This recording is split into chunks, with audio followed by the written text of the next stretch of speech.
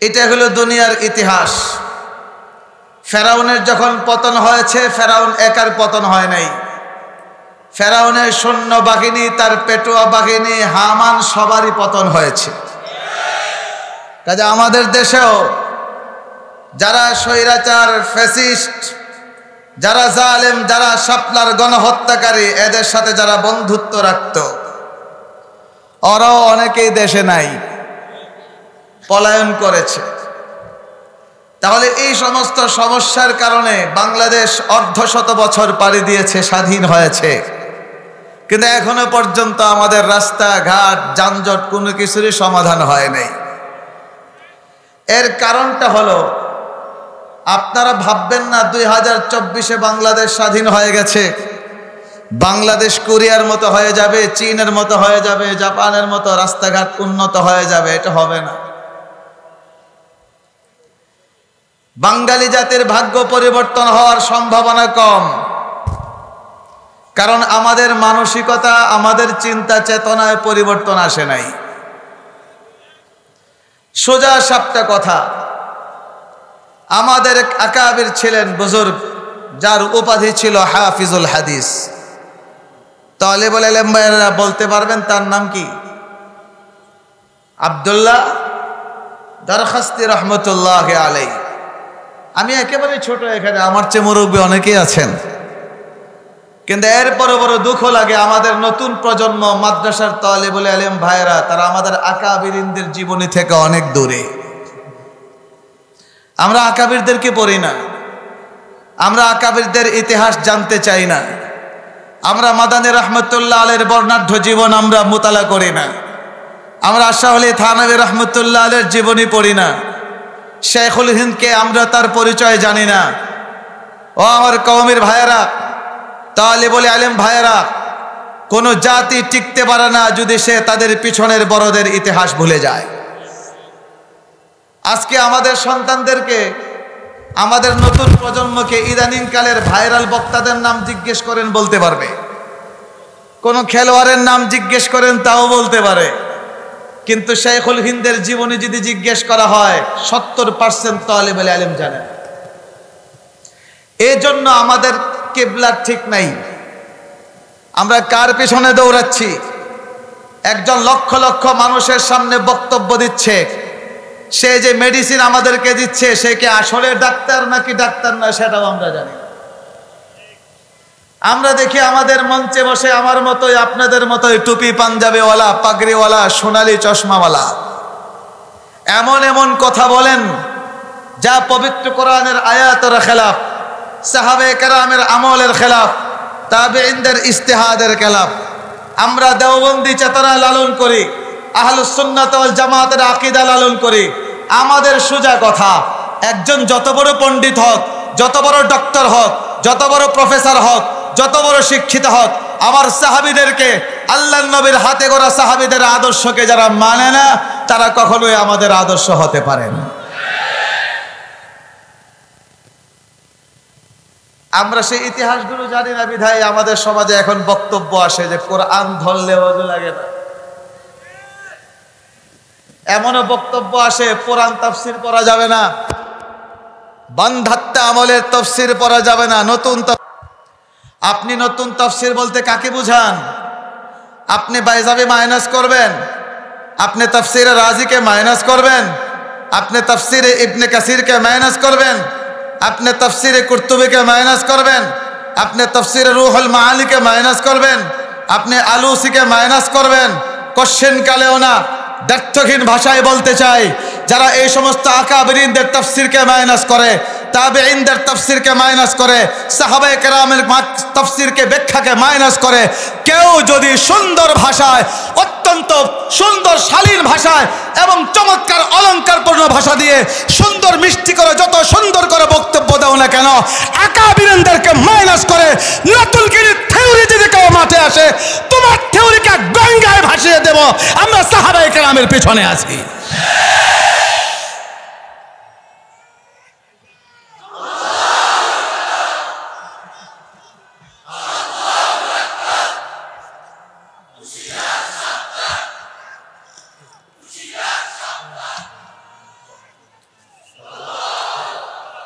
কিসের স্বপ্ন দেখো?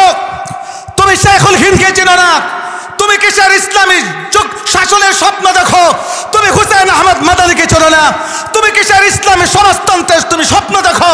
তুমি হযরত হাদি ইমদাদুল্লাহ মুহাজির মক্কিকে চেনো না? তুমি কিসের স্বপ্ন দেখো জাতিকে? তুমি গাঙ্গুহি চেনো না? যারা গাঙ্গুহির চেতনাকে মাইনাস করতে চায়, যারা হাজি ইমদাদুল্লাহ মুহাজির মক্কির চেতনাকে মাইনাস করতে চায়, যারা হুসাইন আহমদ মাদানীর চেতনাকে মাইনাস করতে চায়, নিঃসন্দেহে বাতিল শক্তির সাথে আঘাত রয়েছে। আমরা দেওবন্দের সন্তান, আমরা মাদানী চেতনাকে মাইনাস করতে দিতে পারি না। আপনারা কি বলেন? আওয়াজ করে জবাব দেন। আমরা মাদানীর চেতনাবিহীন জাতি নই। আমরা শেখুল হিন্দে মাইনাস করে কোন নতুন ধারা আমরা দেখতে চাই না। আমরা হযরত থানভীকে মাইনাস করে নতুন কোন ধারা আমরা দেখতে চাই না। শাব্বির আহমদ উসমানীকে মাইনাস করে নতুন কোন ধারা দেখতে চাই না। স্পষ্ট কথা, আমরা দেওবন্দি আহলুস সুন্নাত ওয়াল জামাত। মুহতারাম হাজিরিন, বলতেছিলাম হযরত হাফিজুল হাদিস আব্দুল্লাহ দরখাস্তি রহমতুল্লাহি আলাইহি অনেক বড় অনেক বড় অনেক বড়, যার উপাধি আনোয়ার শেখ কাশ্মীর রহমতুল্লাহ আলাইহি, যার হাদিসের ইবারত পড়া শুনে তিনি উপাধি দিয়েছিলেন লাগতা হে হাফিজুল হাদিস। উনার উপাধি হয়ে গেল হাফিজুল হাদিস। বলেন কি নাম? আব্দুল্লাহ দরখাস্তি। আমার বাবারও উস্তাদ, তার কাছে তাফসীর পড়েছেন। আব্দুল্লাহ দরখাস্তি রহমতুল্লাহ আলাইহি কিছু সাংবাদিক তারা প্রশ্ন করেছিল, मुल्ला हुकूमत के लिए क्यों लड़ते हैं, मुल्ला हुकूमत क्यों चाहते हैं? तो उन्हें जवाब दिए, मुल्ला हुकूमत नहीं चाहता, हुकूमत को मुल्ला बनाना चाहता। बुझें हमारे उर्दू बुझें? उन्हें बोले मुल्लारा राष्ट्र क्षमता चाय ना, बरং রাষ্ট্রের ক্ষমতাটাকে মুল্লা বানাতে চায়। বাঙালি জাতির কপাল খারাপ তো সেখানেই। আমরা মসজিদের জায়নামাজটাকে মুল্লা বানিয়েছি, আমরা মিম্বারকে মুল্লা বানিয়েছি, আমরা বিবাহ দেওয়ার সময় যখন খুতবার প্রয়োজন হয় সেই খুতবার চেয়ারটাকে মুল্লা বানিয়েছি। এই জন্য আমাদের রাষ্ট্রের চুরি ডাকাতি বন্ধ হয় না, কোটি কোটি হাজার হাজার কোটি টাকার দুর্নীতি বন্ধ হয় না, নারী ধর্ষণ বন্ধ হয় না, চুরি ডাকাতি বিদেশে পয়সা পাচার বন্ধ হয় না। আল্লাহর কসম করে বলছি, ও আমার নোয়াখালীর মুসলমান, যেদিন বাংলাদেশের সংসদ মোল্লাদের সংসদ হবে, যেদিন বাংলাদেশের সচিবালয় মোল্লাদের সচিবালয় হবে, যেদিন অর্থ মন্ত্রণালয় শেখুল হাদিসের মন্ত্রণালয় হবে, সেদিন এক টাকার দুর্নীতিও বাংলাদেশে হবে না। আমাদের দেশে কোনো দুর্নীতি নাই।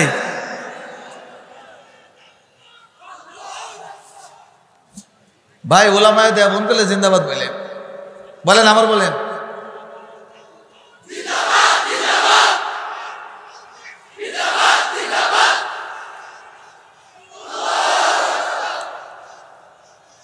বলেন তো এই পৃথিবীতে মোল্লাদের রাষ্ট্র আছে? আছে? এখন কইলি তো সমস্যা, জঙ্গি হয়ে গেছে। বলেন মোল্লাদের রাষ্ট্র আছে? রাষ্ট্রপ্রধান তিনিও শেখুল হাদিস, জালালি মন্ত্রী শেখুল হাদিস, ভাইস প্রেসিডেন্ট শেখুল হাদিস, আরো অনেক মন্ত্রণালয় শেখুল হাদিসটা নিয়ন্ত্রণ করেন। বলেন আলহামদুলিল্লাহ। দুর্নীতি হয়? আমি একটু একটু সংবাদ দেখি। কিছুদিন আগে ভারতের এক সাংবাদিক সাক্ষাৎকার নিচ্ছে মোল্লা মন্ত্রী সোহেল শাহিন। ওনাকে প্রশ্ন করে, आपका मुल्क ये जो तरक्की कर रहे हैं राज क्या है? আপনারা যে এত উন্নতির পর্যায়ে চলে গেলেন, মাত্র 3 বছর যুদ্ধ করেছেন, 40 বছর আপনারা ক্ষমতা নিয়েছেন, 3 বছর। এই 3 বছরে আপনি এত উন্নতি করলেন, দুর্নীতি সবকিছু দমন করলেন, এত উন্নতির শিখরে পৌঁছে গেলেন, পৃথিবীর কোন রাষ্ট্র আপনাদেরকে স্বীকৃতি দেয় না। আমেরিকা আপনাদের বিলিয়ন বিলিয়ন ডলারকে ফ্রিজ করে রেখেছে, আপনারা এত উন্নতির চরম শিখরে পৌঁছে যাচ্ছেন, এটার রহস্যটা কি? উনি এক কথায় জবাব দিয়েছেন, हमारे मुल्क में कोई करप्शन नहीं है। আমাদের দেশে কোনো দুর্নীতি নাই। বলেন দরবেশের রাষ্ট্র না মোল্লাদের রাষ্ট্র? দরবেশ চিনেন? কথা বলে না। চুরির সময় আছে, ভাগবার সময় নাই। কথা বলে না। চুরির সময় দাঁড়িয়ে রেখেছে, ভাগবার সময় দাড়ি নাই, এরা দরবেশ নয়, ধরছে বেশ। আর যারা বলেন কি, এক মোল্লা মন্ত্রী বাজারে গিয়েছেন বাইসাইকেল নিয়ে, বাইসাইকেল। সাংবাদিকরা প্রশ্ন করে, আপনার গাড়ি কোথায়? উনি বলেন, গাড়ি তো বাসায়। তো গাড়ি নিয়ে বাজারে আসলেন না, এত দূর আসলেন?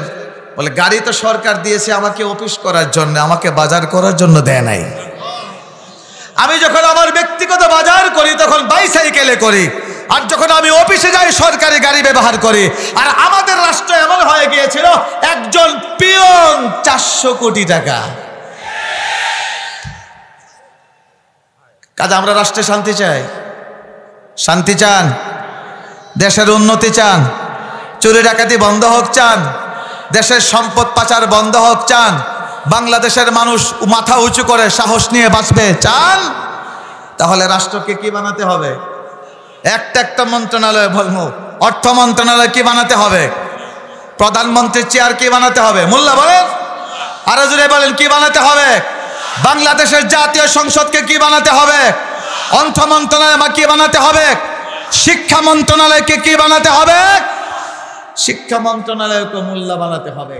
যদি শিক্ষা মন্ত্রণালয়কে আমরা মোল্লা বানাতে ব্যর্থ হই, তাহলে আপনি আমি ভবিষ্যতে আল্লাহ যদি আমাদেরকে নাতির মুখ চেহারা দেখার তৌফিক দেন, আপনার নাতি স্কুলে পড়বে ক্লাস 9-এ, আপনাকে সে জিজ্ঞেস করবে, দাদা আর তোমার দাদা যে বানর ছিল, লেজটা কেমন ছিল?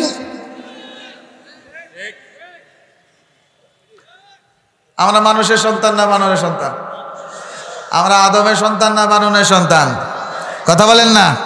আল্লাহ কোরআনে বলছেন, কাররামনা বানি আদম, ওয়ালাকাদ কাররামনা বানি আদম ওয়া হামালনাহুম ফিল বাররি ওয়াল বাহরি ওয়া রাযাকনাহুম মিনাত তাইয়্যিবাত ওয়া ফাদ্দালনাহুম আলা কাসীরিম মিম্মান খালাকনা তাফদীলা। কার কথা? কার সন্তান বলছেন আল্লাহ? বনি আদম। এখন আল্লাহ আমাদেরকে বনি আদম মর্যাদা দিয়েছেন, কিন্তু এই যে বনি আদম পৃথিবীতে বসবাস করে, দেখেন এখানে কত মানুষ, কিন্তু এখানে কত পার্সেন্ট মানুষ এসেছে? নোয়াখালী সব মানুষ? এক শহরের মানুষ, তাও সবাই না। যদি শহরের সব মানুষ এখানে আসতো, তাইলে বাইরে দেখতেন একদম খালি থাকতো, বাইরে পুরো যানজট, অনেক সময় লেগেছে আমাকে আসতে। এই যে আপনারা এখানে এসেছেন কোরআনের মহাব্বতে, উলামায়ে কেরামের চেহারা দেখার জন্য, নবীর মহাব্বতে, নবীর ওয়ারিসদের ভালোবাসায় আপনারা এখানে জমায়েত হয়েছেন। কিন্তু আপনার মতো আমার মতো অনেক মানুষ, অনেক যুবক ভাইয়েরা আছেন, যা দেখেন তারা খেলায় মত্ত, সিনেমা দেখায় মত্ত, ফেসবুক নিয়ে ব্যস্ত, আরো কত কিছু, জন্মদিবস নিয়ে ব্যস্ত, কেক কাটায় ব্যস্ত। ভুল না সঠিক? তাহলে এই যে মানুষ, একদল মানুষ নামাজে, একদল মানুষ বাজারে, একদল মানুষ কোরআনের মাহফিলে, আরেকদল মানুষ গানের অনুষ্ঠানে, একদল মানুষ হাদিসের দর্শে, আর একদল মানুষ নাট্যকলায়। ও আমার ভাইরা, সারাটা পৃথিবীর মানুষ এইভাবে দুই ভাবে বিভক্ত হয়ে আছে। এখন এই যে মানুষ দুটো দলে বিভক্ত, এটা শুধুমাত্র এই দুনিয়ায় না, এখানে আলিম উলামাই বেশি। এই জন্য আমি কথাগুলো বলছি, অনেকের তো আপনাদের জানা বিরক্তির কারণ হতে পারে, কিন্তু সবাই তার আলিম উলামা না, অনেক সাধারণ যুবক ভাইয়েরা, সাধারণ মুসল্লিও আছেন। এই জন্য যে কথাটা আপনার জানা আছে, এটার জন্য বিরক্ত হবে না, আমি অনেক কথাই বলবো। তাহলে হাসরের মাঠেও মানুষের কয় দল থাকবে? দুইটা দল। এক দলের ঠিকানা গন্তব্য হবে জান্নাত, আরেক দলের ঠিকানা গন্তব্য হবে জাহান্নাম। ও আমার ভাইরা, এই যে দলের ঠিকানা হবে জান্নাত, তাদেরও আলাদা একটা নাম আছে, যাদের ঠিকানা হবে জাহান্নাম তাদের আলাদা একটা নাম আছে। নাম দল যখন একাধিক হয়ে যায় তখন এক নামে চলে না, প্রত্যেকটা দলকে চেনার জন্য আলাদা আলাদা নামের প্রয়োজন পড়ে। বাংলাদেশে কতগুলো রাজনৈতিক দল, এই জন্য প্রত্যেকের আলাদা নাম আছে। একটা দল আছে তাদের নাম এখন কেউ উচ্চারণই করতে চায় না, কিন্তু তাদেরও একটা নাম আছে। যারা প্রেসিডেন্ট মরহুম জিয়াউর রহমানের আদর্শ মানে, তার দলের একটা নাম আছে। ইসলামী দলগুলো বিভিন্ন দল আছে, তাদের আলাদা আলাদা নাম আছে। দল যখন একাধিক হয়ে যায় চেনার জন্য নাম লাগে। এখন হাসরের মাঠে মানুষের দুইটা দল হবে, একটা জান্নাতি দল আর একটা জাহান্নামী দল। নামেরও প্রয়োজন আছে, এই নামটা আমরা দিতে পারবো না, রব্বুল আলামিন স্বয়ং কোরআনে সেই নামটা জানিয়ে দিয়েছে। যারা জান্নাতে যাবে এই দলের নাম দিয়েছেন আল্লাহর ডান দিকের দল। সহজ বাংলায় যদি বলি, ডানপন্থী দল। আরেক দল জাহান্নামে যাবে, এদের নামটাও আল্লাহ দিয়েছেন বাম দিকের দল। সহজ বাংলায় বললে বামপন্থী দল। এখন আপনারা আমার কথার জবাব দিবেন, হাসরের মাঠে মানুষের দল কয়টা? এক দল। বলেন কি পন্থী? আরেক দল। কথা বলেন না সবাই। ডানপন্থী দলের প্রতিষ্ঠাতাকে আর বামপন্থী দলের প্রতিষ্ঠাতাকে? দলের প্রতিষ্ঠাতা লাগে না? লাগে তো। দলের প্রতিষ্ঠাতা লাগে। ডানপন্থী দলের প্রতিষ্ঠাতা সরাসরি আল্লাহ, বামপন্থী দলের প্রতিষ্ঠাতা স্বয়ং ইবলিস। বলেন বামপন্থী দলের প্রতিষ্ঠাতাকে? ডানপন্থী দলের প্রতিষ্ঠাতাকে? দলের নাম দিয়েছেন কে? কোথায় দিয়েছেন? কোন সূরায়? وأصحاب الميمنة ما أصحاب الميمنة وأصحاب المشأمة ما أصحاب المشأمة। আমার কথা না আল্লাহর কথা? আল্লাহর কথা। এখন ডানপন্থী দলের প্রতিষ্ঠাতা আল্লাহ, বামপন্থী দলের প্রতিষ্ঠাতা ইবলিস। সেই গল্পের দিকে আমি যাব না, ইতিহাসের দিকে। মুহতারাম হাজিরিন, শুধুমাত্র প্রতিষ্ঠাতাই দল চলে না আরো নেতার প্রয়োজন হয়?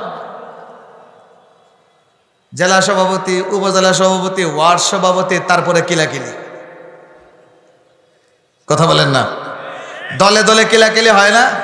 হয়তো আমি সভাপতি হব, তুমি সেক্রেটারি হবা, না আমি সেক্রেটারি হব, না আমি সাংগঠনিক হব। সুবহানাল্লাহ। শুধু কিলাকিলি না, তলে তলেও চলে।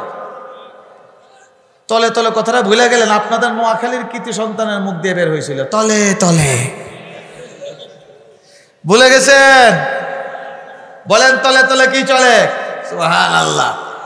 এই যে দুই আঙ্গুলের তুড়ি না বাজালে পথ পাওয়া যায় না। যারা কোটি কোটি টাকা খরচ করে দলের সভাপতি হয়, এই লোকটাকে ক্ষমতায় বসালে চুরি ছাড়া কিচ্ছু হবে না। মুহতারাম হাজিরিন, ডানপন্থী দলের প্রতিষ্ঠাতা আল্লাহ। আল্লাহর পক্ষ থেকে এই দুনিয়াতে নেতৃত্ব দিয়েছেন সমস্ত আম্বিয়ায়ে কেরাম। হযরত আদম আলাইহিস সালাতু ওয়াস সালাম ডানপন্থী দলের নেতা, নূহ আলাইহিস সালাতু ওয়াস সালাম ডানপন্থী দলের নেতা, হযরত ইব্রাহিম আলাইহিস সালাম ডানপন্থী দলের নেতা, ইয়াকুব আলাইহিস সালাম ডানপন্থী দলের নেতা, হযরত ইসহাক ডানপন্থী দলের নেতা, হযরত সুলাইমান ডানপন্থী দলের নেতা, হযরত দাউদ ডানপন্থী দলের নেতা, হযরত মূসা আলাইহিস সালাম ডানপন্থী দলের নেতা, হযরত ঈসা আলাইহিস সালাম ডানপন্থী দলের নেতা। আমাদের নবী, বিশ্ব নবী মুহাম্মদুর রাসূলুল্লাহ সাল্লাল্লাহু আলাইহি ওয়াসাল্লাম ডানপন্থী দলের নেতা। আবু বকর সিদ্দিক রাদিয়াল্লাহু তাআলা আনহু ডানপন্থী দলের নেতা, হযরত ওমর রাদিয়াল্লাহু তাআলা আনহু ডানপন্থী দলের নেতা, হযরত ওসমান ডানপন্থী দলের নেতা, হযরত ওমর ইবনে আব্দুল আজিজ ডানপন্থী দলের নেতা, ইমাম আবু হানিফা রাহমাতুল্লাহ আলাইহি ডানপন্থী দলের নেতা, ইমাম বুখারী রাহমাতুল্লাহ আলাইহি ডানপন্থী দলের নেতা, শাহ ওয়ালিউল্লাহ মুহাদ্দিস দেহলভী ডানপন্থী দলের নেতা, হাজী ইমদাদুল্লাহ মুহাজির মক্কি ডানপন্থী দলের নেতা, হযরত রশিদ আহমদ গঙ্গোহী ডানপন্থী দলের নেতা, হযরত শেখুল হিন্দ ডানপন্থী দলের নেতা, হযরত হুসাইন আহমদ মাদানী ডানপন্থী দলের নেতা, বাংলাদেশের আল্লামা আহমদ শফী ডানপন্থী দলের নেতা। আর জোরে বলেন, আল্লামা আহমদ শফী কোন পন্থী দলের নেতা ছিলেন? আর জোরে বলেন। বামপন্থী দলের প্রতিষ্ঠাতাকে? কথা কয় না, আর জোরে কন। ইবলিচ্ছা কইলে তো সমস্যা নাই। আর জোরে বলেন কে? তার প্রতিষ্ঠাতা ইবলিস, তার সাঙ্গপাঙ্গ নেতা আছে না? কথা বলেন না। তার জাতের ভিতরেও আছে, মানুষের মাঝেও আছে। ইবলিসেরও বিভিন্ন বাহিনী আছে। আল্লাহ রাসূল বলছেন, তিরমিজি শরীফ হাদিস, আল্লাহ রাসূল বলেন, যখন তোমরা ওযু করতে যাও, ওযুর ভিতরে সন্দেহ ঢুকায় দে, একটা ইবলিস আছে, এই ইবলিসের নাম বলাহান আছে না? মানুষের মাঝেও ইবলিসের পক্ষ থেকে নেতৃত্ব দেওয়ার জন্য লোক আছে। বলেন আছে? নমরুদ কোন পন্থী দলের নেতা? বামপন্থী দলের নেতা, ইবলিসের দালাল। কথা কয় না, আরো জোরে কন। তাহলে আজ দিয়ে বলবেন, নমরুদ সে কোন পন্থী দলের নেতা ছিল? আসতে কয়। ফেরাউন, আবু জেহেল, উতবা, শাইবা, উমাইয়া ইবনে খালফ, মাতাবেন না, উকবা ইবনে আবু মুআইদ। সাউন্ড কমে গেছে, বলেন। আমাদের বাংলাদেশের নাস্তিক পাড়ার লোক মুরগি কবির চিনে না, মুরগি কবির চিনে না। বলেন কোন পন্থী? আরো জোরে বলেন কোন পন্থী? আরো জোরে বলেন কোন পন্থী? এই সবগুলো একেবারে নমরুদ থেকে নিয়ে তার আগ থেকে নিয়ে কিয়ামত পর্যন্ত যারা ইসলামের বিপক্ষে কথা বলবে, যারা আজানের বিরুদ্ধে কথা বলবে, যারা কোরআনের বিরুদ্ধে কথা বলবে, যারা আমার নবীর আদর্শ নিয়ে ঠাট্টা বিদ্রুপ করবে, সবগুলো বামপন্থী। কিন্তু নতুন করে 2024 আমরা দেখলাম, আগে দেখতাম বামপন্থী মানে দাড়ি নাই, বামপন্থী মানে তার সুন্নত নাই, বামপন্থী মানে পোশাক আশাক ঠিক নাই। এখন নতুন বামপন্থী আমরা দেখলাম 2024-এ আসলে বামপন্থী মাথায় পাগড়ি। বলেন আছে? আছে? পকেটে মিসওয়াক, পায়ে চামড়ার মোজা, কথা বলেন না? কত রঙবে ঢঙ্গের পাগড়ি, সুবহানাল্লাহ। ও আমার ভাইয়েরা, হতে পারে নামাজি, হতে পারে আলহাজ, হতে পারে হজ করনেওয়ালা, হতে পারে পাগড়িওয়ালা, হতে পারে পকেটে মিসওয়াকওয়ালা, হতে পারে চামড়ার মোজাওয়ালা, যারা আলিম ওলামার গায়ে হাত দেয়, সাদা দাড়িওয়ালা মুরব্বি তাহাজ্জুদ করে মুসাফিরদের গায়ে তাহাজ্জুদের সময় রক্তাক্ত করে, এরা কখনোই ডানপন্থী হতে পারে না। খোদার কসম, এরাও বামপন্থী, এরাও বামপন্থী।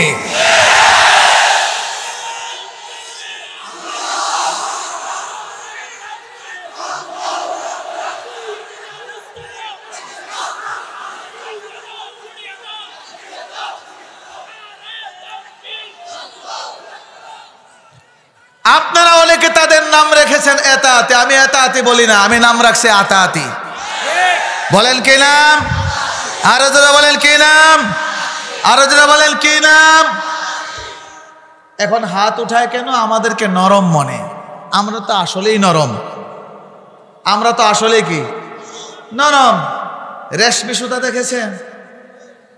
শক্ত না নরম? একেবারে কি তুলতিলা, গালের সাথে লাগাইলে কি মসৃণ। রেশমের কাপড় পুরুষের জন্য পরাই তো হারাম, নারীরা পড়তে পারে, আর জান্নাতে গেলে আল্লাহ আমাদেরকে দিবেন ইনশাআল্লাহ। এখন এই রেশমি সুতা একেবারে তুলতুলে মসৃণ নরম, কিন্তু এই নরম সুতাকে নরম ধারণা করে কেউ যদি হেঁচকাটানে ছিঁড়তে চায়, রেশমি সুতা কিন্তু ছিঁড়ে না, হাত কেটে যায়। কথা বলেন না? আমরা ধৈর্যশীল, আমরা ধৈর্যের কথা শিক্ষা দেই। কাজে উলামায়ে কেরাম ধৈর্য ধরছেন, হকপন্থীরা ধৈর্য ধরে যান, সবসময় পাল্টা জবাব দেয় না। কিন্তু কেউ যদি আমাদেরকে মনে করে রেশমি সুতার মতো নরম মনে করে, এই দেশের হক্কানি উলামায়ে কেরামকে, হকপন্থী মুসলমানকে রেশমি সুতার মতো কেউ যদি হেস কাটালে ছিঁড়তে চায়, সাবধান, তোমরা টুকরা টুকরা হয়ে যাবে, রেশমি সুতা ছিঁড়বে না। হেস কাটানে ছিঁড়তে চায়, আর আমাদেরকে তো অনেকেই হেস কাটান দিয়েছে, দেয় নাই? আরো যারা বলেন দেয় নাই? নমরুদ দিয়েছে হেস কাটান, ছিটতে পারে নাই। ফেরাউন হেস কাটান দিয়েছে, ছিটতে পারে নাই। উৎপা সাহেবারা হেস কাটান দিয়েছে, ছিটতে পারে নাই। রোম সাম্রাজ্য হেস কাটান দিয়ে চেষ্টা করেছে, ছিটতে পারে নাই। আরে ভাই, আমাদের আমেরিকা হেস কাটানে ছিটতে চেয়েছে, কিন্তু ছিটতে পারে নাই। সোভিয়েত ইউনিয়ন 20 বছর পর্যন্ত হেস কাটানে ছেড়ার চেষ্টা করেছে, ছিটতে পারে নাই। 200 বছর পর্যন্ত ব্রিটিশরা আমাদেরকে হেস কাটানে ছেড়ার চেষ্টা করেছে, ছিটতে পারে নাই। বিগত 15 বছর আমাদেরকে শাপলা চত্বরে গণহত্যা করে ছিঁড়ার চেষ্টা করেছে, ছিঁড়তে পারে নাই। ভবিষ্যতে পারবে? আরো যারা বলেন ইনশাআল্লাহ, আরো যারা বলেন ইনশাআল্লাহ, আরো যারা বলেন ইনশাআল্লাহ। মুহতারাম হাজিরিন, আমরা কোন পন্থী? আওয়াজ কমাইলেছেন এত মানুষ, বলেন আমরা কোন পন্থী? হাত উঁচু করে বলেন আমরা কোন পন্থী? ডানপন্থীরা আল্লাহু আকবারের আওয়াজ ভালো করে দিতে পারে তো?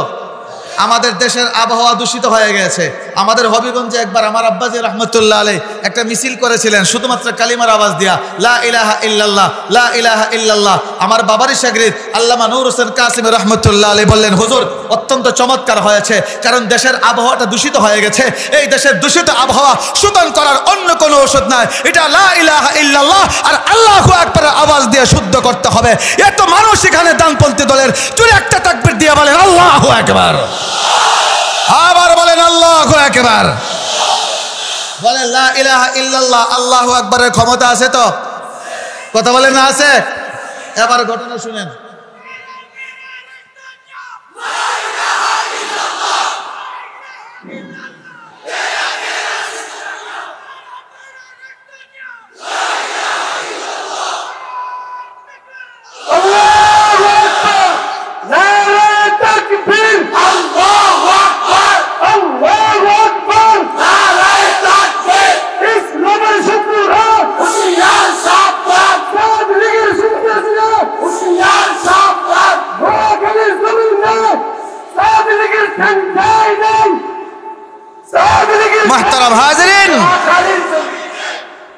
মোহতারাম হাজরিন, আমি আয়াতের দিকে যাচ্ছি। আরেকটা ইতিহাস আপনাদেরকে শোনাই।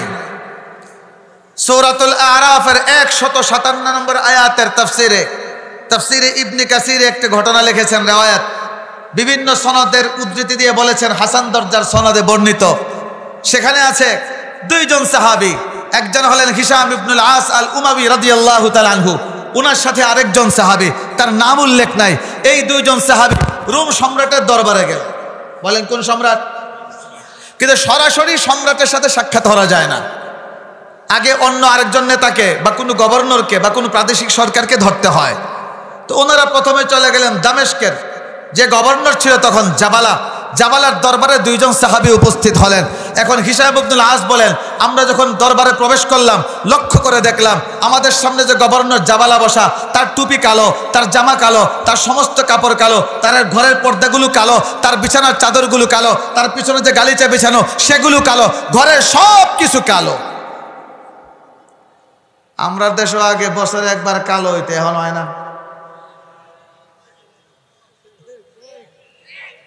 আগে হয়তো, এখন কেন হয় না আমরা দায়ী না, জানি না কেন হয় না, ও হয় না। এখন সব কিছু কালো। হযরত হিশাম রাদিয়াল্লাহু তাআলা, আমার বড় প্রশ্ন দেখা দিল, ঘটনা কি? দরবারের সবকিছু কালো কেন? তিনি জাবালাকে প্রশ্ন করলেন, জাবালা, আপনার দরবারের সবকিছু কালো, পর্দা কালো, কাপড় কালো, টুপি কালো, ঘটনা কি? জাবালা বলে, যতক্ষণ পর্যন্ত তোমরা আমার দরবার থেকে বের না হবে আমি এই কালো জিনিসগুলো পরিবর্তন করব না, তোমাদেরকে দেখে আমি কালো বানিয়েছি। দুই সাহাবী মুস্কি হাসি দিয়ে বলেন, বলো কি, তুমি আমাদেরকে দেখে তোমার দরবারটা কালো করেছো? তোমার জানা নাই আর অল্প কিছুদিন পর তোমার এই প্রাসাদ, তোমার এই দরবার সব আমাদের হাতে চলে আসবে। কথা কয় না? সাহাবীদের ইয়াকিন আমাদের হাতে চলে আসবে। জাবালা বলে, না, তোমরা সেই জাতি না, সেটা ভিন্ন একটা জাতি। তাহলে বোঝা গেল একটা জাতির হাতে পতন হবে, জাবালার জানা কোত্থেকে জানলো? কোত্থেকে জানলো? আমাদের নবী মুহাম্মদুর রাসূলুল্লাহ সাল্লাল্লাহু আলাইহি সাল্লাম শুধু নবীর জীবনী না, নবীর সাহাবী কেমন হবে, নবীর উম্মত কেমন হবে, সবগুলো তাওরাত কিতাব এবং ইনজিল কিতাবে বিস্তারিত লেখা আছে। এখন জাবালাতে ইনজিল কিতাব পড়ে, সেখানে সে পেয়েছে যে আখেরি নবীর সাহাবীদের হাতে তাদের রাষ্ট্রের পতন হবে, সেটা তার জানা ছিল। এখন জাবালা প্রশ্ন করে, না তোমরা সেই জাতি না। দুই সাহাবী বলেন, আমরাই সেই জাতি। তোমাদেরকে কে বলেছে? বলেন, আমাদের নবী বলেছেন। সুবহানাল্লাহ। আমাদের তো নবীর কথায় সেই পরিমাণ ইয়াকিন আমাদের নাই। যদি থাকতো তাহলে কাদিয়ানীরা এখনো পর্যন্ত অমুসলিম ঘোষিত না হয়ে আমরা সুন্দর করে আমোদ ফুর্তি করছি, এটা হতো না। কথা বলেন। তাহলে এখন জাবালা প্রশ্ন করে, আচ্ছা তোমরা পরস্পর যখন সাক্ষাৎ করো তোমরা কি বলে স্বাগতম দাও? হযরত হিশাম বলেন, আমরা আসসালামু আলাইকুম বলি। এই কথা বলার সাথে সাথে তার চেহারাটা আরো কালো হয়ে গেছে। আচ্ছা তোমাদের কি দৈনিক কোনো ইবাদত আছে? উনি বলেন, হ্যাঁ আমাদের দৈনিক 5 ওয়াক্ত নামাজ আছে। এটা শোনার পরে তার চেহারাটা আরো মলিন হয়ে গেল। আচ্ছা তোমাদের কি বার্ষিক কোনো ইবাদত আছে? হ্যাঁ বার্ষিক আমরা 1 মাস রোজা রাখি রমজান মাসে। এটা শোনার পরে জাবালার চেহারা একেবারে কালো মলিন হয়ে গেছে। অর্থাৎ প্রত্যেকটা ইনজিল কিতাবের সাথে যা কিছু পড়েছে সবগুলো মিলে যাচ্ছে। এরপর শেষ পর্যন্ত জাবালা দুধ দিয়ে এই দুই সাহাবীকে রোম সম্রাটের কাছে পাঠালো। রোম সম্রাটের দরবারে যাওয়ার পরে দুই সাহাবীকে জানানো হলো যে আপনারা আপনাদের বাহন নিয়ে রাজদরবারে ঢুকতে পারবেন না, রাজদরবারের আলাদা বাহন আছে, এগুলো তো চড়ে আপনাদেরকে ঢুকতে হবে। দুই সাহাবী বলেন, অসম্ভব, আমরা যে বাহন নিয়ে এসেছি যদি আমাদের বাহন সহকারে তোমার ঢুকার সুযোগ দাও তাইলে আমরা ঢুকবো, আর যদি অনুমতি না হয় তাহলে চলে গেলাম। আহা সাহাবী, আর আমরা এমন সাহাবীদের মতো সাহস দেখাবো দূরের কথা, সাহাবীদের মতো জালেমের সামনে হক কথা বলবো দূরের কথা, আমরা জালেমের সমর্থন করে জান্নাতের টিকিট বিক্রি করি। কথা বলেন না? এটাই হলো সাহাবীদের চরিত্র আর আমাদের চরিত্রের পার্থক্য। দুই সাহাবী সাহসিকতার সাথে বলেন, না না আমাদের বাহন সহ যদি ঢুকার অনুমতি দাও তাহলে ঢুকবো, নাইলে গেলাম। সম্রাটের কাছে সংবাদ গেল, সংবাদ বলে, না না না ঠিক আছে, তারা যে শর্ত দেয় সেই শর্ত মোতাবেক তাদেরকে রাজদরবারে ঢোকাও। দুই সাহাবী রোম সম্রাটের দরবারে ঢুকলেন, বসে বসে কথা বলছেন সম্রাটের সাথে। হঠাৎ করে একটু কথার মাঝখানে গ্যাপ পড়েছে। তো দুই সাহাবী তো আমাদের মতো না, আমরা তো একটা সময় পেলে আমরা মোবাইলটা হাতে নিয়ে ফেসবুক ওপেন করে তারপরে যা যা করার, কোনো মুরব্বীকে গালি দেওয়া, কাউকে ঠাট্টা বিদ্রুপ করা, কারো নামে মিথ্যা প্রচার করা, এগুলোই তো আমাদের কাজ। সাহাবী তো এরকম ছিলেন না, তারা সুযোগ পেলে নামাজে দাঁড়িয়ে যেতেন, সুযোগ পেলে কোরআন তেলাওয়াতে মগ্ন হয়ে যেতেন, সুযোগ পেলে লা ইলাহা ইল্লাল্লাহর জিকির শুরু করতেন। এখন কথার মাঝখানে যখন একটু গ্যাপ পড়েছে, দুইজন সাহাবী কালিমা পড়তে শুরু করলেন, লা ইলাহা ইল্লাল্লাহ, লা ইলাহা ইল্লাল্লাহ, লা ইলাহা ইল্লাল্লাহ। দুই সাহাবী যখন লা ইলাহা ইল্লাল্লাহ পড়তে শুরু করলেন, রোম সম্রাটের পুরা প্রাসাদ ভূমিকম্পের মতো দুলতে আরম্ভ করেছে। সম্রাট তো অবাক হয়ে গেল, এটি কি, আসলে কি ভূমিকম্প? বলে আপনারা থামেন দেখি কি। দুই সাহাবী কালিমা পড়া বন্ধ করে দিয়েছেন, একেবারে পিনপতন নীরবতা, এই প্রাসাদের কোনো নড়াচড়া নাই। সম্রাট বড় বিপদে পড়ে গেল। আচ্ছা, আপনারা কি পড়তেছিলেন আবার বলুন তো? দুই সাহাবী যখন আবার কালিমা পড়তে শুরু করলেন, লা ইলাহা ইল্লাল্লাহ, পুরা রাজপ্রাসাদে এমন একটা ঝাঁকুনি আসলো, রোম সম্রাটের প্রাসাদের একটা গম্বুজ ভেঙে নিচে পড়ে গেছে। বলেন কোথায় আছে? কোন তাফসীরের কিতাবে? ও, বান্দার আমলে তাফসীর পড়বেন না, শব্দ চয়ন দেখেছেন? কয় বান্দার আমলে তাফসীর পড়লি হবি না, নতুন তাফসীর পড়তে হবে। এই সমস্ত বলে তোমাদের গলত আকীদার তাফসীর শোনাইবা তোমাদের ঠাকুরদের, আমরা এগুলো গনি না। আর জোরে কান, আমরা এগুলো হিসাবে নেই না। আমাদের আছে মারিফুল কোরআন শফি, আমাদের আছে মারিফুল কোরআন ইদ্রিসি, আমাদের আছে তাফসীর বাইজাবি, আমাদের আছে তাফসীর রূহুল বায়ান, আমাদের আছে তাফসীর রূহুল মাআনি। তোমার অত্যাধুনিক তাফসীর আমার দরকার নাই। আর জোরে কান, কথা বললে তো অনেক লম্বা হয়ে যাবে। এখন দুই সাহাবী যখন আবার কালিমা পড়লেন, আবার রোম সম্রাটের প্রাসাদের গম্বুজ ভেঙে পড়ে গেল। সম্রাট তো অবাক হয়ে গেছে, ঘটনা কি? এখন সম্রাট তথ্য নিতে শুরু করলো। আচ্ছা, তোমরা পরস্পর সাক্ষাৎ বললে তোর কি বলো? দুই সাহাবী বললেন, আমরা বলি আসসালামু আলাইকুম ওয়া রাহমাতুল্লাহ। আচ্ছা, তোমাদের নবীকে দেখলে তোমরা কি বলো? বলে আমরা তাই বলি, আসসালামু আলাইকুম। নবী কি বলেন? নবী ওয়া আলাইকুম আসসালাম। বুঝে না কিসের সাথে মিলে? আর কোন কিতাব? ইনজিল, ইনজিল, ইনজিল, ইনজিলের সাথে মিলে, ইনজিলের সাথে মিলে। আচ্ছা, আবার প্রশ্ন, আচ্ছা তোমাদের দৈনিক ইবাদত কি? 5 ওয়াক্ত নামাজ। তোমাদের বার্ষিক ইবাদত? আমরা রোজা রাখি, রমজান মাসে পুরো মাস আমরা রোজা রাখি। জীবনে কোনো ইবাদত আছে একবার করলে চলে? আছে হজ। এখন সম্রাট বলে, ঠিক আছে, আপনারা আমার রাজকীয় মেহমান হয়ে থাকেন, আপনাদের সাথে কথা আছে, আমি সেদিকে আর এখন যাব না। এখন আমি আপনাদেরকে বলি, দুই সাহাবী এই রোম সম্রাটের প্রাসাদের গম্বুজ ভেঙে পড়ে গেল।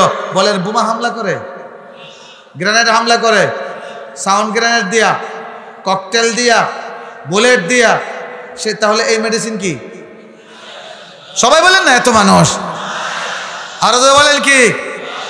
আরো জোরে বলেন কি? ও আমার ভাইরা, লা ইলাহা ইল্লাল্লাহর আওয়াজ যখন সাহাবায়ে কেরাম দিতেন, তখন কাফেরদের প্রাসাদের গম্বুজ ভেঙে পড়তো। বাংলাদেশে হক্কানি উলামায়ে কেরাম, তাওহীদি জনতা যখন আল্লাহু আকবার বলে, তখন নাস্তিকদের দিলের ভিতরে ভূমিকম্প শুরু হয়। এই জন্যই আমাদের হাতে গ্রেনেড নাই, অস্ত্র নাই, তবুও কয় জঙ্গি। ঘটনা হলো আমরা যখন আল্লাহু আকবার বলি, ওদের দিলে ভূমিকম্প শুরু হয়। কথা বলেন ঠিক না বেঠিক? তাহলে আবার বলা যাবে জোরে আল্লাহু আকবার। আবার বলেন আল্লাহু আকবার, আবার বলেন আল্লাহু আকবার।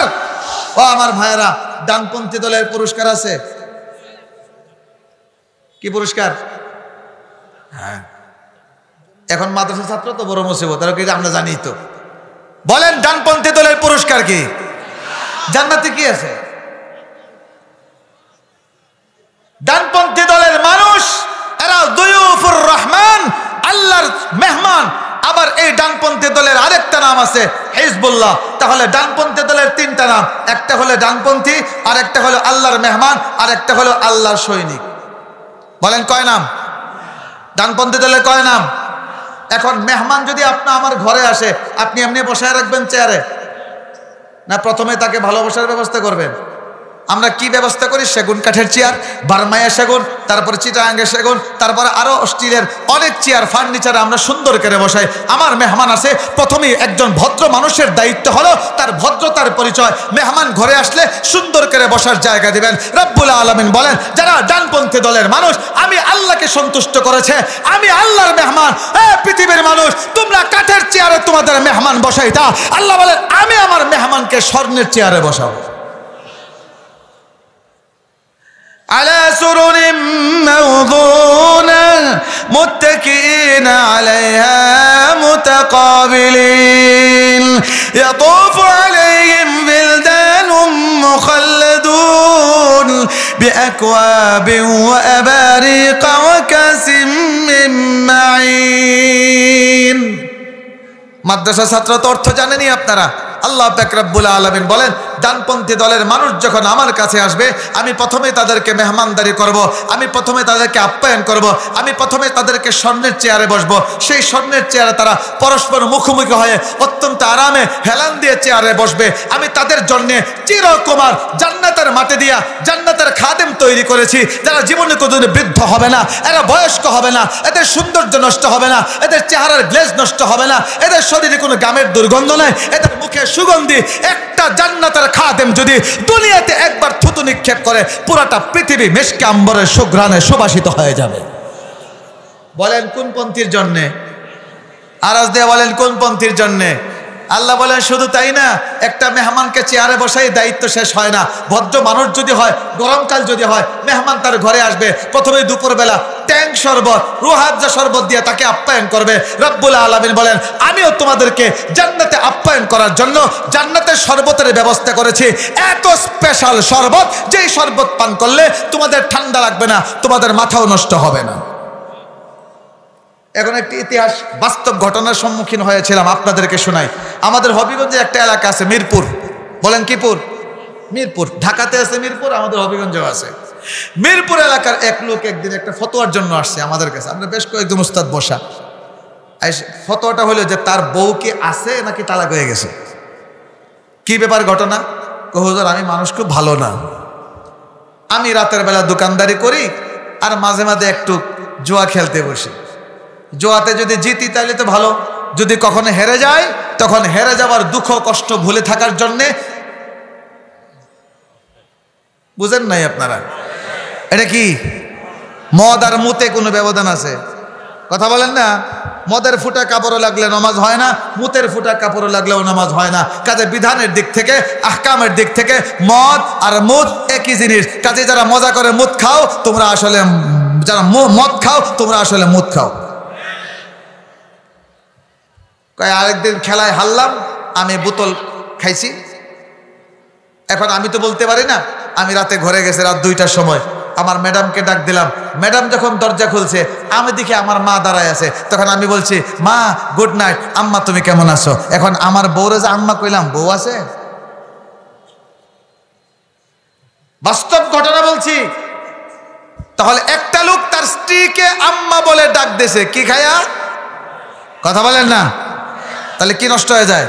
ব্রেন নষ্ট হয়ে যায়। রব্বুল আলামিন বলেন ডানপন্থী দলের মানুষের জন্য আমি যে শরবতের ব্যবস্থা করেছি এটা মাথা ব্যথাও হবে না, আকলও নষ্ট হবে না। এই স্পেশাল শরবতের ব্যবস্থা করেছেন আল্লাহ। বলেন কোন পন্থীর জন্য? শুধু শরবত পান করে মেহমানদারি শেষ। এরপরে কি? বিআই সাহেব আপনি হঠাৎ করে আসছেন দুপুরবেলা, আগে তো বলেন নাই, কিন্তু আপনি আসছেন দুপুরবেলা, আপনাকে না খাওয়ায় তো ছাড়া যাবে না। আমি ছাড়তে পারলেও আপনার বিয়ান কিন্তু আপনাকে ছাড়বে না, কাজে খেয়ে যেতে হবে, দুপুরের খাবার খাবেন। বাকি হঠাৎ করে এসেছেন, একটু দেরি হবে, অবসর থেকে লাভ কি? কিছু ফলমূল আনি ফলমূল খান। দুনিয়ার মেহমানদারিতে আমরা ফলমূল হাজির করি। রব্বুল আলামিন বলেন ওয়াফাকিহাতিম মিম্মা ইয়াতাখায়্যারুন। রব্বুল আলামিন বলেন ডানপন্থী দলের মানুষ যখন আমার মেহমান হয়ে আসবে, দুনিয়াতে কত ফল বাজারে দেখেছে, উচ্চ মূল্য থাকার কারণে লোকটা হালাল ইনকাম করে, দুর্নীতি করে না, ডয়ারের নিচ দিয়েও পয়সা ইনকাম করে না, রাস্তায় টাক আটকায়া অবৈধভাবে পয়সা ইনকাম করে না, দুর্নীতি করে পয়সা ইনকাম করে না, স্বল্প বেতনে হালাল চাকরি করত। কাজে দামি ফল কিনে খাবার তার তৌফিক হয় নাই। আল্লাহ বলবেন যা যা যা, তুই আমার মেহমান, দুনিয়াতে ফল খেতে পারিস নাই, হালাল ইনকাম করতি, অল্প ইনকাম ছিল, আজকে তোর কোন ফল খাওয়ার ইচ্ছা, যেটা ইচ্ছা সেটাই খা। স্পেশাল ব্যবস্থা থাকবে, নিয়ত করবে, খাটের সামনে কলা গাছ উপস্থিত হয়ে যাবে, গাছ থেকে মুখ লাগাইয়ে কলা খাবে, এগুলো আপনারা জানেন। মুহতারাম হাজিরিন, যখন ফল খাওয়া শেষ, দুনিয়াতে আমরা কত পাখি আকাশে উঠতে দেখি, অনেক সময় বাজারেও পাখি উঠে, কিন্তু এত দাম স্বাভাবিক ইনকামের মানুষ কিনতে পারে না। আল্লাহ বলবেন, ও জান্নাতি দলের মানুষ, ডানপন্থী দলের মানুষ, দুনিয়ার বাজারে পাখি দেখতা, আকাশে পাখি দেখতা, খাবার তৌফিক হয় নাই, আফসোস করতা, দুনিয়াতে কষ্ট করেছো, যাও আজকে তোমার জান্নাতে যে পাখি গোশত খাওয়ার ইচ্ছা, তোমার জন্য পাখির গোশতের ব্যবস্থা আছে। বলেন কোন পন্থীর জন্যে?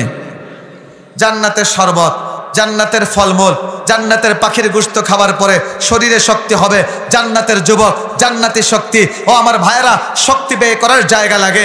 এই জন্য রব্বুল আলামিন বৈধভাবে স্বামী স্ত্রীর বিবাহ বন্ধনে আবদ্ধ হওয়ার কথা আল্লাহ বলেছেন। কারণ স্বামীকে বলা হয় পাত্র, স্ত্রীকে বলা হয় পাত্রী। প্রত্যেকে তার যৌবনের চাহিদা সেখানে পুরা করে। একজন পাত্র আরেকজন পাত্রী, জোরে বলেন ঠিক না ঠিক? হালাল পন্থায় পাত্রপাত্রী গ্রহণ করলে অনেক সওয়াব। ইমাম আবু হানিফা রাহমাতুল্লাহ আলাইহির কথা, তাহাজ্জুদ পড়লে যে সওয়াব পাওয়া যায়, একজন যুবক আর যুবতী বৈধ পন্থায় যদি বিয়ের কাজে ব্যবস্থা হয়ে যায়, তাহাজ্জুদের চেয়েও সওয়াব বেশি। কিন্তু সেই সওয়াব অর্জন করতে রাজি না। আইতাছে আরেক কিয়ামত, 14 ফেব্রুয়ারি, কথা কয় না? আছে যারা 14 ফেব্রুয়ারিতে এই সমস্ত আকাম করে পরিবেশ নষ্ট করে, এদের মাঝে আর ভাদ্র মাসের কুকুরের চরিত্রের কোনো ব্যবধান নাই। আমি এটা ব্যাখ্যা করে আজকে বুঝাবো না, আমি ছোট মানুষ। কিন্তু একটা দিক থেকে আমি কেন বললাম ভাদ্র মাসের কুকুরের মতো, কারণ ভাদ্র মাসের কুকুর বছরে একবার তার চাহিদা মেটায়। যারা বছরে একবার 14 ফেব্রুয়ারি ভালোবাসা করতে যায়, পার্কে ঘোরায়, আমাদের সিলেটে জাফলংয়ে যায়, মৌলভীবাজার এই যে মাধবকুণ্ডে যায়, কক্সবাজার বেড়াতে যায়, কুয়াকাটা যায়, এই সমস্ত অবৈধ সম্পর্কের মানুষ বছরে একবার 14 ফেব্রুয়ারিতে ভালোবাসা করে। তোমাদের চরিত্র আর ভাদ্র মাসের কুকুরের চরিত্রের কোনো ব্যবধান নাই। ফলাফলটাও এরকম। ভাদ্র মাসের কুকুরে যখন বাচ্চা ফোটায়, কেউ করে চিৎকার করে, দোকানে বাজারে কোনো পরিত্যক্ত দোকানের চেপায়, অথবা গ্রামের বাড়িতে কোনো পরিত্যক্ত চুলার ভিতরে কুকুরনিটা প্রসব ব্যথায় চিৎকার করে, কেউ করে ডাকে। একটা কুত্তাও তার পাশে আসে না, তাকে দেখার জন্য কেউ আসে না। কারণ কুকুর দূর থেকে চিন্তা করে, তোমার সাথে আমার একলা কুকুরের সম্পর্ক ছিল না, আরো কুকুরের সম্পর্ক ছিল। বাচ্চাটা আমি কুকুরের না অন্য কুকুরের আমি জানি না। আজকে 14 ফেব্রুয়ারিতে অবৈধ ভালোবাসা করার কারণে আজকে আমাদের বাংলাদেশের নোয়াখালী শহরের ডাস্টবিনে মানুষের বাচ্চা পাওয়া যায়, চট্টগ্রাম শহরের ডাস্টবিনে মানুষের বাচ্চা পাওয়া যায়। বিগত 2 মাস আগে আমার বাসার সামনে ব্রিজের তলায় একটা মানুষের বাচ্চা কুকুর মুখে নিয়ে কুকুর চিবিয়ে খাচ্ছে। ও আমার ভাইয়েরা, যে বাচ্চা ডেইনে পাওয়া যায়, যে বাচ্চা মহিলা কলেজের হোস্টেলে কমেডে পাওয়া যায়, যে বাচ্চা চট্টগ্রাম শহরে ডেইনে পাওয়া যায়, যে বাচ্চা নোয়াখালী শহরের ডেইনে পাওয়া যায়, এটা বৈধ সম্পর্কের মাধ্যমে আসে না, এটা 14 ফেব্রুয়ারির অবৈধ সম্পর্কের মাধ্যমে এসেছে। আরো জোরে আওয়াজ দিয়ে বলেন ঠিক না ঠিক? এখন যৌবনের চাহিদা তো পুরা করা দরকার। আল্লাহ বলেন, চিন্তার কোন কারণ নাই, তোমরা আমার মেহমান, তোমাদের জন্য শরবতের ব্যবস্থা করলাম, তোমাদের জন্য পাখির গোশতের ব্যবস্থা করলাম, তোমাদের জন্য আমি জীবন সঙ্গিনীর ব্যবস্থাও করেছি, এমন সুন্দর হবে। আল্লাহ বলেন, কামসালিল লুলুইল মাকনুন, প্যাকেট করা মুক্তা যেরকম চকচক করে, তোমাদের জীবন সঙ্গিনীও প্যাকেট করা মুক্তার মতো চকচক করবে। জোরে বলেন আলহামদুলিল্লাহ। মুহতারাম হাজিরিন, কোন পন্থী? এখন কথা কয় না, কোন পন্থী? আরো জোরে বলেন কোন পন্থী? আরো জোরে আওয়াজ দিয়ে বলেন কোন পন্থী? ভাই, দলের বৈশিষ্ট্য আছে, বুঝেন নাই? প্রত্যেকটা দলের আলাদা বৈশিষ্ট্য আছে না? কথা বলেন আছে তো? যেমন বাংলাদেশে একটা দল আছে, এদের বৈশিষ্ট্যটা একেবারে স্পষ্ট। এই দলটা সব সময় গৃহপালিত থাকে। বুঝে নাই কেউ? একটা দল বাংলাদেশে আছে, এই দলটার বৈশিষ্ট্য হলো সব সময় গৃহপালিত বিরোধী দল। কথা বলেন না? আরো জোরে কোন? কোনো ছাড় দেয়া যাবে না, কোনো ছাড় দেয়া যাবে না। ফ্যাসিস্টরা যেমন অপরাধী, এদেরকে যারা সমর্থন করে ক্ষমতা টিকিয়ে রেখেছে, এরাও সমান অপরাধী। আরো জোরে আওয়াজ দিয়ে বলেন। কাজে শিক্ষা নিতে হবে, ভবিষ্যতে যারা জালেমদেরকে সহযোগিতা করবে এদেরকে বিন্দুমাত্র ছাড় দেওয়া হবে না। আস্তে কোন, আরো জোরে কোন। আল্লাহর নবী তো ছাড় দেন নাই, ছাড় দিয়েছেন। সায়াকুনু বাদি উম্মতি উমারা ফামান দাখালা আলাইহিম ফাসাদ্দাকাহুম বিকাযিবিহিম ওয়া আ'আনাহুম আলা যুলমিহিম ফালাইসা মিন্নি ওয়া লাস্তু মিন ওয়ালাইসা বিওয়ারিদিন আলাইয়াল হাউজ। আল্লাহর নবী স্পষ্ট করে বলে গেছেন, ও আমার সাহাবীরা, আমার পথে কিরু শাসক আসবে, আমার পরে কিরু শাসক আসবে, এদের দুইটা বৈশিষ্ট্য হবে। এক নম্বর, এরা কথা বললেই মিথ্যা বলবে। দুই নম্বর, এদের কাজ হবে মানুষের উপরে জুলুম করা। আমাদের সমাজে মিথ্যা নাই। শাপলা চত্বরে কেউ মরেনি, রং মেখে বসেছিল।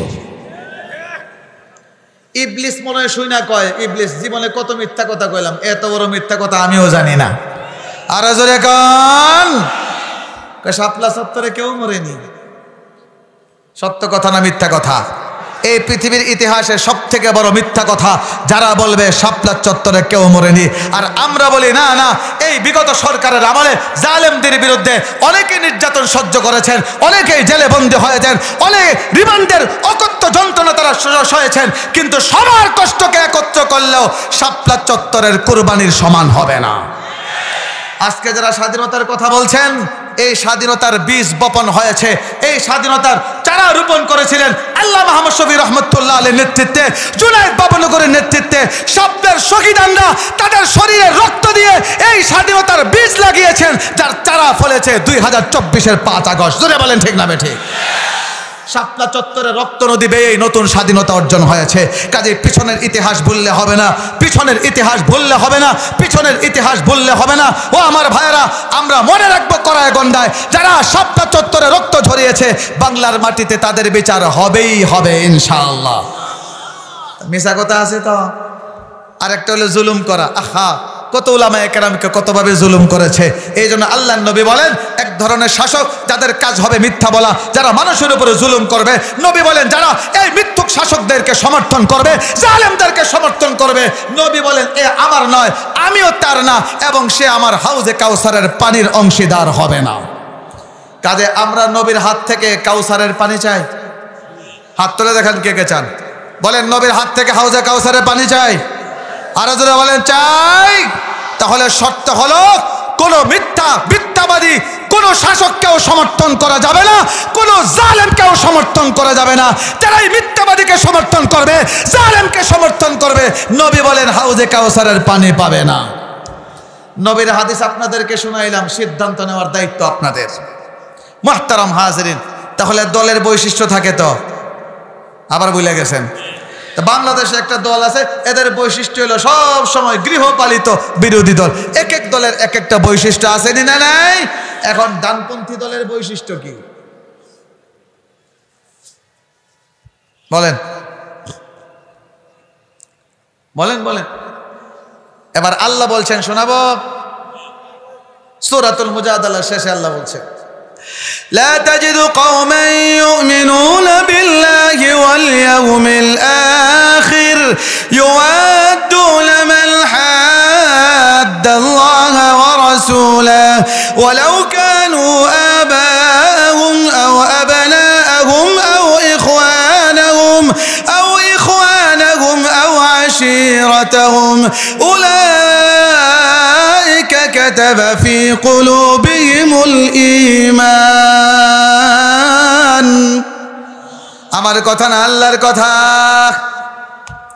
আল্লাহ পাক রব্বুল আলামিন বলেন, নবী, যারা আল্লাহর প্রতি ঈমান রাখে, বলেন ঈমান আছে আমাদের?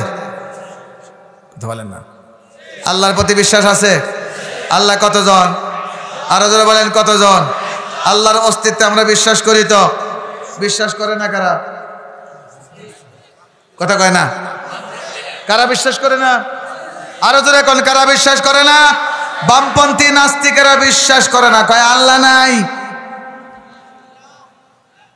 তাহলে এদেরকে যদি প্রশ্ন করা হয়, ভাই এত বিশাল পৃথিবী, জমিন, আসমান, চন্দ্র, সূর্য, তারকাপুঞ্জি, গ্রহ, নক্ষত্র, এগুলো কেমনে সৃষ্টি হইল?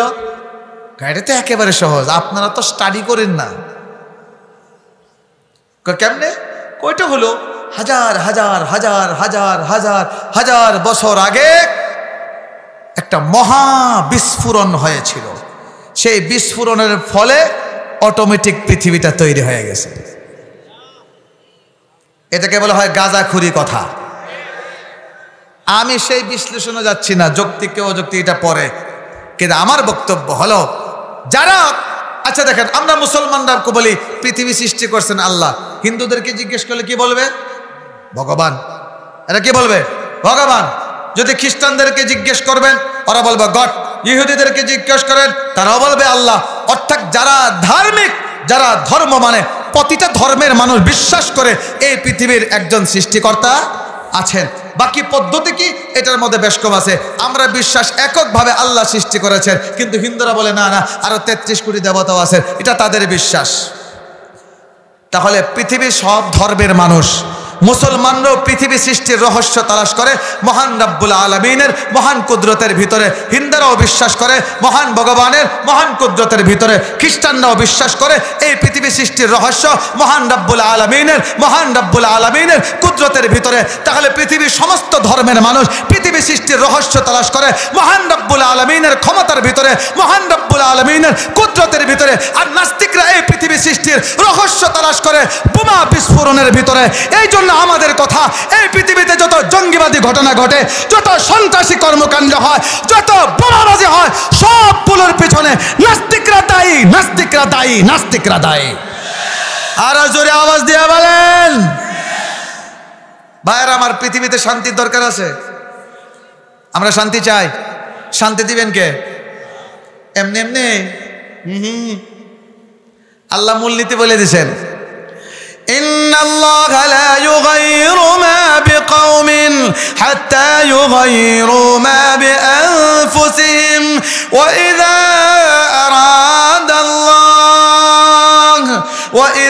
أراد الله بقوم سوءا فلا مرد له وما لهم من دونه من وال। রব্বুল আলামিন মূলনীতি বলে দিয়েছেন, মানুষ যতক্ষণ নিজেদের আমলকে পরিবর্তন না করবে আল্লাহ পরিবর্তন করবেন না। তবে পরিবর্তনের একক মালিককে, শান্তি দেওয়ার মালিককে। আমরা হলাম ওসিলা, আমাদের আমল হলো ওসিলা। এখন আওয়াজ করে বলেন শান্তি দেওয়ার পাওয়ার কার আছে? তাহলে আমরা বিশ্বাস করি এই দুনিয়াতে যদি শান্তি আনতে হয় আল্লাহর কথা মতো চলতে হবে, রব্বুল আলামিনকে সন্তুষ্ট করতে হবে, আল্লাহর বিধানকে জমিনে বাস্তবায়ন করতে হবে। তাহলে আমরাও শান্তিটাও তালাশ করি আল্লাহর কুদরতের ভিতরে। আমার সাথে একবার এক নাস্তিক অ্যাডভোকেট আমাদের হবিগঞ্জে, তার সাথে আমার কথা হচ্ছে, তর্ক বিতর্ক। এখন আমি বললাম আচ্ছা দুনিয়াতে শান্তি আসবে কি করে? মনোযোগ দিয়ে শুনবেন আমার তলে বলে এলাম ভাইয়েরা, তোমাদেরকে বলছি। এই লোক বলে কয় পৃথিবীতে শান্তি আনয়নের জন্য যত থিওরি পুরনো আছে সবগুলো অচল, এমনকি কোরআনও অচল। তাহলে শান্তি কিভাবে আসবে? নতুন একটা থিওরি আনতে হবে। আমি বললাম নতুন থিওরি কিভাবে আসবে? কয় সারাটা পৃথিবীতে একটা মারামারি, একটা কাটাকাটি, একটা গন্ডগোল শুরু করতে হবে। সারা পৃথিবীতে মানুষ যখন দীর্ঘদিন পর্যন্ত মারামারি আর গন্ডগোলে লিপ্ত থাকবে, এই মারামারির ভিতর দিয়ে মানুষ গবেষণা করে নতুন একটা থিওরি আবিষ্কার করবে। ওই থিওরির অনুসরণ করলে সারা পৃথিবীতে শান্তি কায়েম হয়ে যাবে। শয়তান কি কয়? শয়তান কয় আমার তার ছিঁড়ছে না, তোরটাই ছিঁড়ছে। তাহলে এই নাস্তিকরা তারা শান্তি তালাশ করে মারামারির ভিতরে। বলেন কিসের ভিতরে? মারামারির ভিতরে। এই জন্য আমি বলি বাংলাদেশ সহ সারা পৃথিবীতে যত হানাহানি, মারামারি, সন্ত্রাসী কর্মকাণ্ড হয় সব কিছুর পিছনে ওই নাস্তিকরাই দায়ী, এদেরই ষড়যন্ত্র। বাংলাদেশে শান্তি চান? কথা কয় না। চান? তাহলে বাংলাদেশে যদি আমরা শান্তি চাই তাহলে একটা ইস্যুতে সব ধর্মের মানুষকে আসতে হবে, শুধু মুসলমান না, সব ধর্মের মানুষকে একটা ইস্যুতে আসতে হবে। সেটা হলো নাস্তিক মুক্ত বাংলাদেশ চাই। আরে আওয়াজ দিয়ে বলেন কি মুক্ত বাংলাদেশ চাই? তো নাস্তিকরা আল্লাহ বিশ্বাস করে, আমরা বিশ্বাস করি তো। আল্লাহ পাক রব্বুল আলামিন বলেন ডানপন্থী দলের বৈশিষ্ট্য, আল্লাহ বলেন যারা আল্লাহ বিশ্বাস করে, পরকালে বিশ্বাস করে, নবী তাদের বৈশিষ্ট্য আপনি পাবেন যে কোনো বাতিল যদি আল্লাহর বিরুদ্ধে চ্যালেঞ্জ করে, নবীর বিরুদ্ধে চ্যালেঞ্জ করে, কোরআনের বিরুদ্ধে চ্যালেঞ্জ করে, খতমে নবুয়তের বিরুদ্ধে চ্যালেঞ্জ করে, মসজিদ মাদ্রাসার বিরুদ্ধে চ্যালেঞ্জ করে, শিয়ারে ইসলামের বিরুদ্ধে চ্যালেঞ্জ করে, চাই সে বাবা হোক, চাই সে সন্তান হোক, চাই সে ভাই হোক, চাই সে নিজের দলের মানুষ হোক, কারো সাথে আপোষ করবে না। বলেন তাহলে ডানপন্থী দলের মানুষের বৈশিষ্ট্য হলো বাতিলের সাথে আপোষ। আরে আওয়াজ করে বলেন বাতিলের সাথে আপোষ। আরে যদি বলেন বাতিলের সাথে আপোষ। বাতিল যদি বাবা হয়, হাত তুলে দেখাবেন আমাকে। বাতিল যদি বাবা হয়, বাতিল যদি ভাই হয়, বাতিল যদি মা হয়, আরে জোরে আওয়াজ করে বলেন আপোষ চলবে? সাহাবায়ে কেরামের মতো সাদ বিন মালিক রাদিয়াল্লাহু তাআলা আনহু ইসলাম গ্রহণ করলেন। মায়ের বড় ভক্ত, মায়ের বড় ভক্ত, মার বড় আশিক। কিছু সন্তান আছে মায়ের প্রতি অতিরিক্ত ভালোবাসা দেখায়, মায়ের বড় ভক্ত। তিনি ইসলাম গ্রহণ করলেন। মা চিন্তায় পড়ে গেলেন, আরে আরে আমার কলিজার টুকরা, আমার বুকের ধন, সেও শেষ পর্যন্ত মুহাম্মদের ধর্ম গ্রহণ করলো। না না, তাকে ইসলাম থেকে ফেরত আনতে হবে, ইসলাম থেকে ফিরিয়ে আনতে হবে। মা বড় চিন্তায় পড়ে গেল, কি করা যায়, কি করা যায়? মা বলে, একটা বুদ্ধি আছে, আমি অনশনে বসবো। অনশন চিনেন না আপনারা? মাঝে মাঝে সোশ্যাল মিডিয়া আমরা দেখি প্রেমিকের বাড়িতে বিয়ের দাবিতে প্রেমিকার অনশন। আলহামদুলিল্লাহ, স্টেজে চলে আসছেন? আচ্ছা, আলহামদুলিল্লাহ। মিজানুর রহমান সাইদ সাহেব চলে আসছেন, বলেন আলহামদুলিল্লাহ। তাহলে আমার ভাইরা, সাদ বিন মালিক রাদিয়াল্লাহু তাআলা মা অনশনে বসলেন যে আমি খাবো না, কিছু পান করব না। খবর চলে গেল সন্তানের কাছে। সাদ বিন মালিক বড় পেরেশান হয়ে গেলেন, মায়ের কাছে আসলেন, মা আপনি খাবার দাবার কেন ছেড়ে দিলেন? মা তুমি খাও, তুমি না খেয়ে থাকলে তোমার শুকনো মুখটা দেখলে আমার বড় কষ্ট হবে, মা তুমি খাওয়া দাওয়া ছেড়ো না। মা বলেন, না না, আমি না খেয়ে মারা যাব, তবুও খাবো না যতক্ষণ তুমি একটা কাজ না করবা। কি কাজ? বলে তুমি মুহাম্মদের ধর্ম ছেড়ে পুরান ধর্মে ফিরে আসো, বাপদাদার ধর্মে ফিরে আসো, তাহলে আমার খাওয়া দাওয়া চলবে। তুমি যদি ইসলাম ত্যাগ না করো, আমি না খেয়ে মারা যাব, তবু আমি খাবো না। সাথে সাথে সাদ বিন মালিক বলেন, মা তোমাকে বড় ভালোবাসি, তোমাকে কলেজে দিয়ে বড় মহব্বত করি, মা আমি তোমার বড় আসে, কিন্তু মা শুনে রাখো, তুমি যদি না খেয়ে শতবার মারা যাও, শতবার মরতে পারবা, কিন্তু ইসলাম থেকে আমাকে ফেরত আনতে পারবা না। বাতিলের সাথে আপোষ হবে, কথা বলেন না, আপোষ হবে। এখন নতুন বাংলাদেশ, বলেন কি বাংলাদেশ? আমি একা বলি না, সবাই বলে নতুন বাংলাদেশ। বলেন, নতুন বাংলাদেশ আনতে রক্ত প্রয়োজন হয়েছে? কথা বলেন না, রক্ত লাগছে? শুধুমাত্র কোট প্যান্ট কলেজ ইউনিভার্সিটির ছাত্র ভাইয়েরাই জীবন দিয়েছেন না হাফেজে কোরআনও আছে? আপনারা সবাই অস্বীকার করলে আমি পারবো না, কারণ আমার এক আত্মীয়, আমার পুত্র হয় সম্পর্কে, যাত্রাবাড়িতে 5 আগস্ট শাহাদাত বরণ করেছে। বাবার একমাত্র সন্তান, বাবার একমাত্র সন্তান হাফেজে কোরআন, অত্যন্ত আখলাকি ছেলে ছিল। মাত্র 2-3 মাস আগে আমার বড় খেদমত করেছে। এই ছেলেটা রাস্তায় রাজপথে পড়ে দুপুর বেলা বুলেট বিদ্ধ হয়েছে, রাতের বেলা সে শাহাদাত বরণ করেছে। সর্বশেষ কথা আপনারা মনোযোগ দিয়ে শুনবেন, আবারও বলেন আমরা কোন পন্থী? ডানপন্থী দলের বৈশিষ্ট্য হলো বাতিলের সাথে আপোষ। আরে আওয়াজ দিয়ে বলেন, বাতিলের সাথে আপোষ। এখন নতুন বাংলাদেশ, এই নতুন বাংলাদেশ আনতে গিয়ে হাফেজে কোরআনের রক্ত ঝরেছে, ইমামদের রক্ত ঝরেছে, মুয়াজ্জিনদের রক্ত ঝরেছে, উলামায়ে কেরাম রক্ত দিয়েছেন, মাদ্রাসার তালিবুল ইলমরা রক্ত দিয়েছে, রোজাদার রক্ত দিয়েছে, নামাজি রক্ত দিয়েছে। কাজে এই নতুন বাংলাদেশে আগামী দিনে যারা সংসদ কায়েম করবেন, আপনাদের প্রধান দায়িত্ব হবে এই দেশে আহমদিয়া মুসলিম জামাত নামে ভণ্ড কাদিয়ানীদেরকে সরকারিভাবে অমুসলিম ঘোষণা করতে হবে। যদি আপনারা ব্যর্থ হন, যদি আপনারা ব্যর্থ হন, আবারও স্বাধীনতার যুদ্ধ হবে, আবারও স্বাধীনতার যুদ্ধ হবে।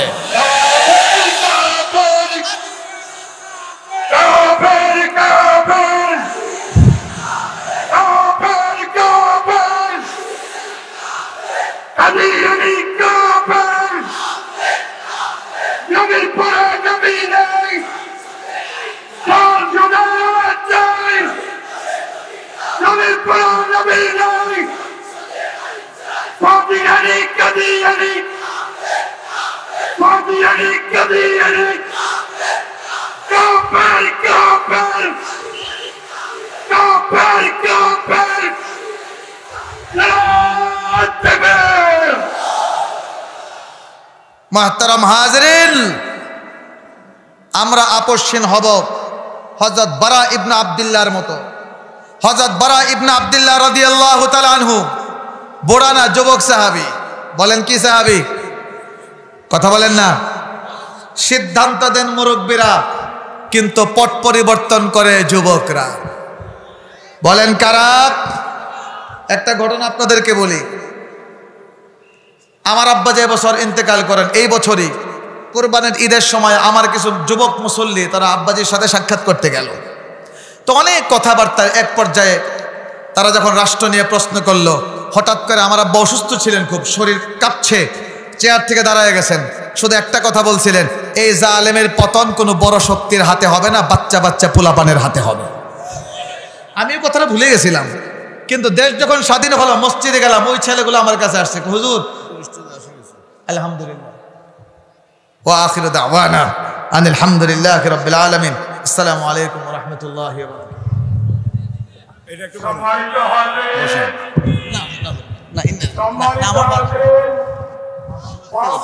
এটা শেষ করেন বিষয়টা শেষ করেন।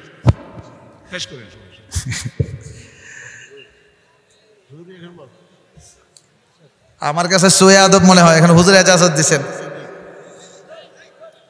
মুহতারাম হাজিরিন, হযরত বারা ইবনে আব্দুল্লাহ রাদিয়াল্লাহু তাআলা আনহু একরাম ধাওয়া করলেন মুসাইলিমাতুল কাযযাবকে। ও সাহাবায়ে কেরামের ধাওয়া খেয়ে দুর্গের ভিতরে বন্দী হয়, দুর্গের গেট বন্ধ করে দিল। দুর্গের গেট খোলার কোনো ব্যবস্থা নাই, কোনো ব্যবস্থা নাই গেট খোলার। যেমন বাংলাদেশে ফ্যাসিস্টের পরিবর্তনের কোনো ব্যবস্থা নাই, শুধুমাত্র এক আবু সাইদ বুক পেতে দাঁড়িয়ে গেল, দেশ পরিবর্তন। আরে কথা বলেন না বুড়া না জওয়ান? আরে জোরে বলেন বুড়া না জওয়ান? বারা ইবনে আব্দুল্লাহ বলেন, ও আমার সাথী বন্ধুরা, আমি দুর্গের গেট খুলবো, আমার কাছে বুদ্ধি আছে। বলে কি বুদ্ধি? বলে আমাকে ধরে দেয়ালের উপর দিয়ে ভিতরে ফেলে দাও। কিডনারিল্লাহ, এত কাফের, তুমি একা তোমার উপরে এভাবে আক্রমণ করবে? উনি বলেন অসুবিধা নাই, খতমে নবুয়তের জন্য, খতমে নবুয়তের জন্য, আল্লাহ নবীর ইজ্জতের জন্য, বন্যা নবীকে শায়েস্তা করার জন্য আমার শরীর যদি টুকরা টুকরা হয় তবু আমি আপোষ করব না, বন্যা নবীর সাথে আপোষ করব না। ও আমার যুবক ভাইরা, বারা ইবনে আব্দুল্লাহ রাদিয়াল্লাহু তাআলা আনহুর মতো বাংলাদেশের যুবকরা যদি খতমে নবুয়তের জন্য জীবন দিতে বারা ইবনে আব্দুল্লাহর আদর্শকে ধারণ করে শরীরটাকে টুকরা টুকরা করার জন্য প্রস্তুত হয়ে যায়, ইনশাআল্লাহ বাংলাদেশে কাদিয়ানি অমুসলিম ঘোষণা হবে। আমরা রাজি আছি সবাই ইনশাআল্লাহ? হাত তুলে দেখেন, আমরা রাজি আছি ইনশাআল্লাহ?